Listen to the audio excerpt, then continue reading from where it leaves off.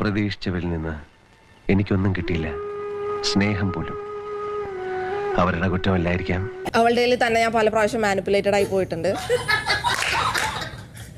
ജോക്കല്ല, ഞാൻ സീരിയസ് ആയിട്ട് പറഞ്ഞത്. ഇവിടുത്തെ ആൾക്കാരുടെ സ്നേഹം കിട്ടിയില്ലെങ്കിൽ ഞാൻ ജീവിക്കും, പക്ഷെ എൻ്റെ ജീവിതത്തിൽ ഞാൻ ഒരിക്കലും തോറ്റുപോകില്ല, തോറ്റുപോകാൻ സമ്മതിക്കത്തുമില്ല. അതാണ് ക്യാരക്ടർ എന്ന് പറയുന്നത്.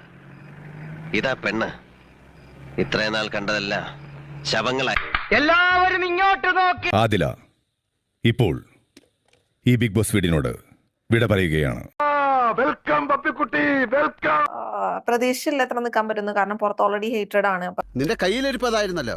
അപ്പൊ പട്ടാഗേൾസ് എന്താ പൊളിഞ്ഞോ? ഇപ്പൊ അത് പട്ടാഗേൾസ് സ്ട്രോങ് ആയിരുന്നോ, അതോ എവിടെയോ ഒരു വിള്ളല് വന്നോ? അവന്റെ സൈഡിൽ നിന്നും കുറച്ച് അവിടെ ഇവിടെ ഡ്രാമ പോലെ തോന്നിയിട്ടുണ്ടായിരുന്നു. അവള് ഒരു സംഭവം പറഞ്ഞത് ഭയങ്കരമായിട്ട് ഹേർട്ടായി.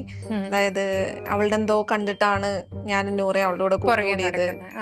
എടാ, ഒരു യഥാർത്ഥ സുഹൃത്തിനെ അവിശ്വസിക്കുന്നവൻ, അതായത് നീ, ഒരു കാലത്തും ഗുണം പിടിക്കില്ല. നീ അന്ന് വൈറ്റ് ഡ്രസ് ഇട്ട് അവിടെ തലേ ദിവസം രാത്രി ഇരുന്നപ്പോ നീ ക്ലീവേജ് കാണിച്ച് അപ്പാനിയുടെ അടുത്ത് പോയി ഇരുന്നെന്ന് പറഞ്ഞവളാണ് അവള്. എല്ലാവരും കൂടെ എന്നെ ഇങ്ങനെ ശിക്ഷിക്കാൻ മാത്രം ഞാൻ എന്ത് തെറ്റാ ചെയ്തത്? നിങ്ങൾ ഒരുപാട് സ്നേഹിച്ചു പോയതോ? അതിലാണ് ഞാനിപ്പോ മെഡിക്കൽക്ഷനൊക്കെ കഴിഞ്ഞിരിക്കുകയാണ്. നിങ്ങൾ അറിഞ്ഞത് എനിക്കറിയാം, എന്നാലും ചെറുതായിട്ടും ഓർമ്മപ്പെടുത്തി. മുഖത്തൊരു ചിരിയും തേച്ച് പിടിപ്പിച്ച് നടക്കണം നിന്നെ കാണാൻ അച്ഛന് വയ്യ. ഒന്ന് കരഞ്ഞൂടെ നിനക്ക്? നമുക്ക് കണ്ടു, അതുപോലെ തന്നെ ആ പോസ്റ്റും കാര്യങ്ങളും എഡിറ്റ്സ് ഒക്കെ കണ്ട് ഭയങ്കര സന്തോഷത്തിലിരിക്കുകയാണ് കേട്ടോ നമ്മൾ.